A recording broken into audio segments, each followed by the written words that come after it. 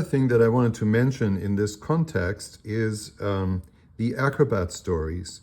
So Acrobat Stories, some of them are, to me, seem like they're important to play a certain timeline, and they are acting like songs and they're set up like songs. But this one here in particular, it's actually not all of this is the Acrobat Story part 2.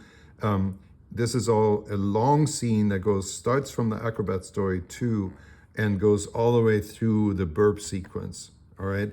And so all of these cues here that have yellow lines to it, they have incidental music or sound, right? This one here is the big burp.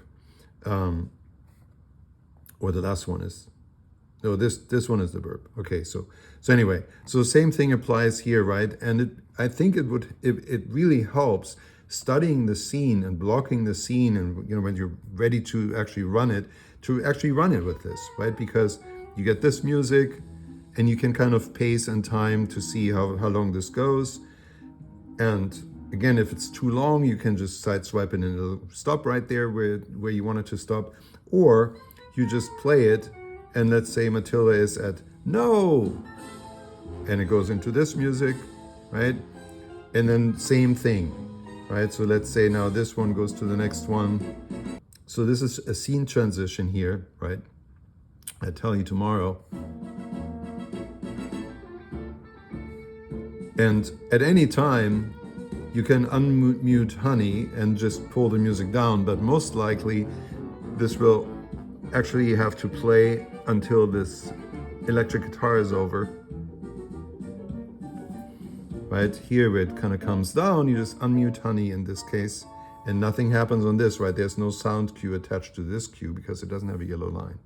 And then after that it just goes on again. And there's Guilty. And again, it's all just, I think it's very practical to rehearse with this, because you can start on this upper cue here, the page 51 after Matilda hugs Miss Honey. You can start on this by just tapping. It doesn't matter where it is. If you just tap on it, it'll start right there, right? And then be ready for the next one with the go cue button.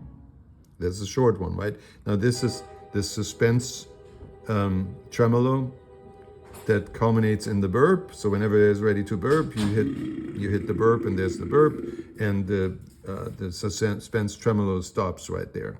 So this is all working well like this. So I think having it set up like this will be helpful for rehearsal time when you're blocking the scene and you have to be ready to go.